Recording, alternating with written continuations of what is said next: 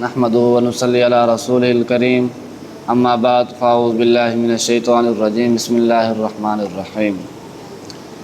میرے واجب الاحترام دوستو، اسلام ایک سچا اور فطری دین ہے جو انسان پر اس کی طاقت سے زیادہ بوجھ نہیں ڈالتا۔ اللہ نے قرآن مجید کے اندر ارشاد فرمایا لا یکلف اللہ نفسا الا وسعہا۔ اللہ فرماتے ہیں ہم کسی نفس کو مکلف نہیں بناتے مگر اس کی وسعت کے مطابق، جتنا اس میں برداشت کی طاقت ہوتی ہے ہم اس پر اتنی ہی سختیاں کرتے ہیں لیکن اس سے زیادہ نہیں کرتے۔ تو اللہ تعالیٰ نے عبادات کا جو فریضہ ہم بندوں پر عائد کیا ہے اس میں بندے کی مجبوری کو بھی خیال رکھا گیا ہے، بندے کی بیماری کا بھی خیال رکھا گیا ہے، اسی طرح بندوں کے حالات کا بھی خیال رکھا گیا ہے۔ جیسا کہ آپ حضرات جانتے ہیں کہ ہماری کل کی ویڈیو طہارت پر مبنی تھی کہ پاکی حاصل کی جائے وضو کے ذریعے یا پاکی حاصل کی جائے غسل کے ذریعے۔ آج بھی یہ ویڈیو اسی کے ہی متعلق ہے، لیکن اکثر لوگوں کو یہ نہیں معلوم کہ اگر پانی میسر نہ ہو تو کیا کیا جائے۔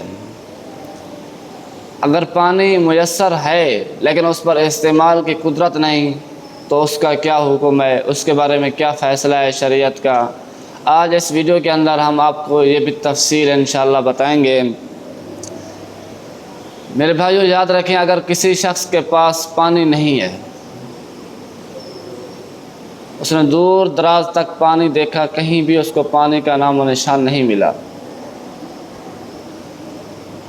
تو پھر وہ کیا کرے، اس کا کیا حکم ہے؟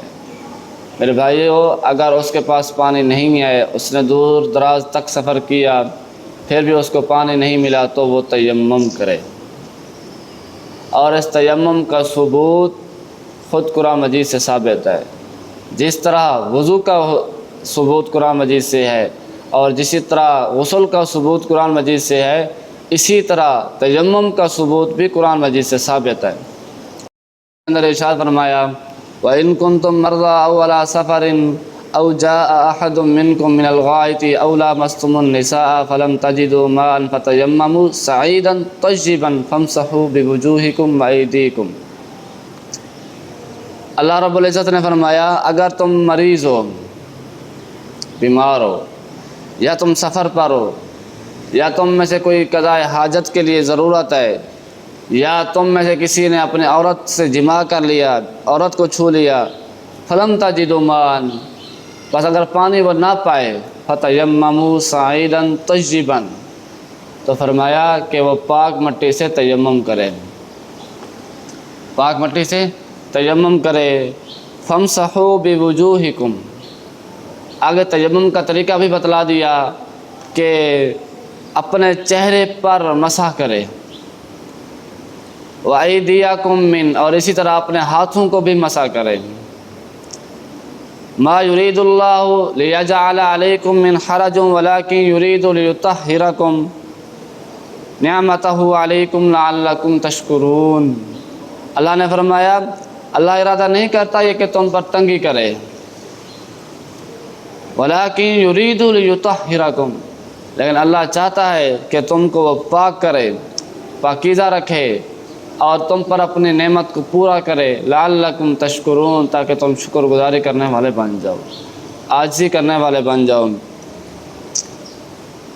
میرے بھائیو اس قرآن مجید کی آیت سے ہمیں چند ایک ایسے اہم نقطے ملے ہیں، وہ نقطے میں عرض کرنے لگا ہوں کہ اگر انسان بیمار ہو،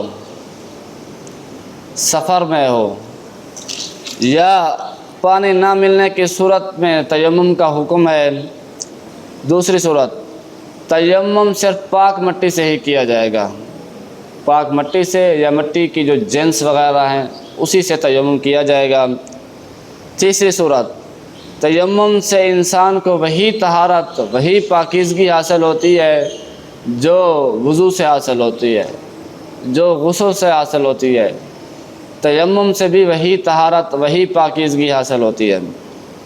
یاد رکھیں کہ تیمم وضو کا خلیفہ ہے، تیمم غسل کا خلیفہ ہے، یعنی اگر اصل نہیں تو خلیفے پر عمل کیا جائے گا۔ اسی طرح اس تیمم کے بارے میں بہت سی احادیث بھی وارد ہوئی ہیں۔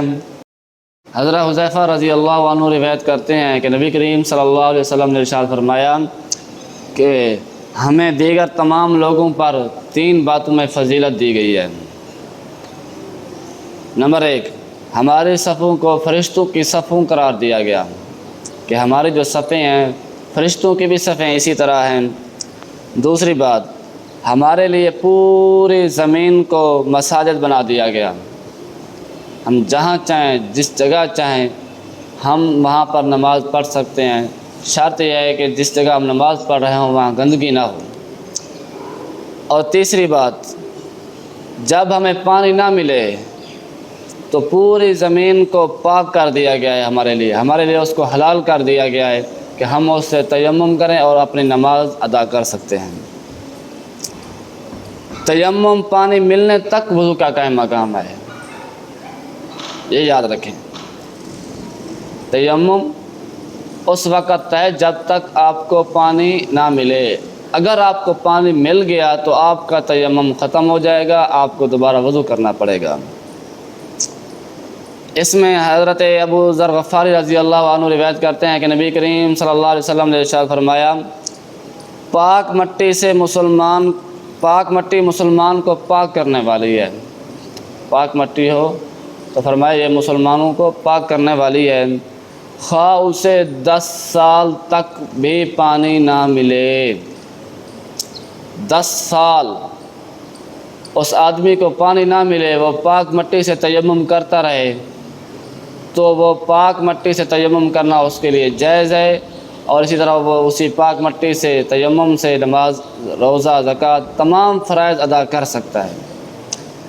جیسے ہی اسے پانی ملے گا، خواہ 10 سال بعد ملے، 15 سال بعد ملے، چاہے 20 سال بعد ملے، جیسے اسے پانی ملے گا تیمم اس کا ختم ہو جائے گا، دوبارہ وہ نیا وضو کرے گا۔ اب آتے ہیں کہ شدید سردی کے اندر کیا تیمم کر سکتے ہیں یا نہیں کر سکتے؟ تو اس پر ایک حدیث ہے حضرت عمر بن عاص رضی اللہ عنہ کی، انہیں ایک رات سوئے، صبح کو ان کو غسل کی حاجت پیش آ گئی، سخت سردی تھی، تو انہوں نے تیمم کر کے نماز پڑھا دی۔ جب یہ بات نبی کریم صلی اللہ علیہ وسلم کو پتہ چلی تو نبی کریم صلی اللہ علیہ وسلم نے ان کو بلایا، آپ نے فرمایا، اے عمر بن عاص، یہ تم نے کیا کیا؟ تمہیں تو غسل کی ضرورت تھی تو تم نے تیمم کر کے نماز پڑھا دی۔ تو اس پر حضرت عمر بن عاص رضی اللہ عنہ نے قرآن مجید کی ایک چھوٹی سی آیت تلاوت کی، فرمایا، وَلَا تَقْتُلُوا أَنفُسَكُمْ، تم اپنی جانوں کو قتل نہ کرو۔ تو اس پر آپ علیہ الصلوۃ والسلام نے خاموشی اختیار فرمائی اور اس کے عمل کو درست قرار دیا۔ یعنی اگر اتنی سردی ہے، اگر آپ نہاتے ہیں، غسل کرتے ہیں تو آپ کو کوئی بیماری لاحق ہو جائے گی، تو اس پر بھی آپ علیہ الصلوۃ والسلام نے تیمم کو جائز قرار دیا۔ اب آتے ہیں تیمم کی شرطیں کتنا ہیں، شرائط۔ سب سے پہلے شرائط ہے کہ پانی کا نہ ہونا۔ تیمم تو اس وقت جائز ہے جب پانی ہی نہ ہو۔ پانی کا نہ ہونا، شرط یہ ہے کہ آپ 1 میل تک سفر کریں، دیکھیں ارد گرد، اگر آپ کو 1 میل تک پانی نظر نہیں آ رہا تب آپ تیمم کر سکتے ہیں۔ نمبر 2، بیماری یا عذر کا ہونا۔ پانی تو ہے لیکن آپ کو بیماری ہے، یا بیماری نہیں، کوئی ایسا زخم ہے کہ اگر آپ اس پر پانی بہاتے ہیں تو اس کو ٹھیک ہونے میں کچھ اور وقت لگ جائے گا، تو اس پر بھی آپ تیمم کر سکتے ہیں۔ نمبر 3، شدید سردی کا ہونا، سخت سردی، اس پر بھی آپ تیمم کر سکتے ہیں۔ نمبر 4، پانی تک پہنچنے سے عاجز ہونا۔ پانی ہے، تھوڑا دور ہے لیکن آپ اس تک پہنچ نہیں سکتے، مثلا آپ کو کسی دشمن کا خطرہ ہے، یا درمیان میں کوئی ایسا جانور، آپ کو اس درمیان میں کوئی ایسا جانور ہے جس سے آپ کو جانور سے خطرہ ہے، تب بھی آپ تیمم کر سکتے ہیں۔ یہ تھے تیمم کے شرائط۔ اب آتے ہیں تیمم کے فرض کتنا ہیں۔ جس طرح وضو کے فرض ہوتے ہیں، غسل کے فرض ہوتے ہیں، اسی طرح تیمم کے بھی فرض ہیں۔ اب تیمم کے 3 فرض ہیں۔ نمبر 1، نیت کرنا۔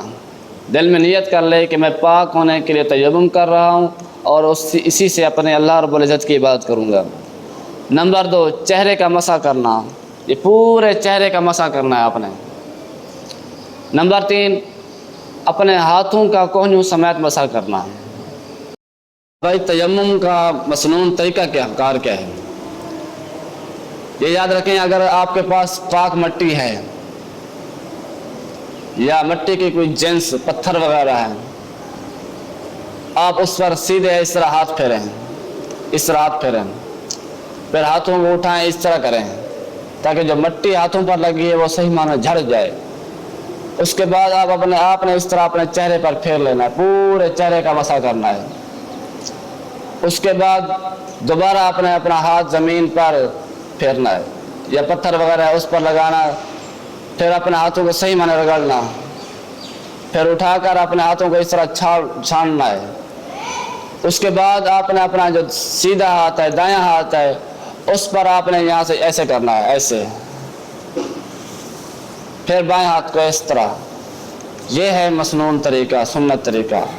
دعا اللہ رب العزت سے کہ اللہ رب العزت ہم سب کو صحیح معنی اور نبی کریم صلی اللہ علیہ وسلم کی سنتوں کے مطابق عمل کرنے کی توفیق عطا فرمائے۔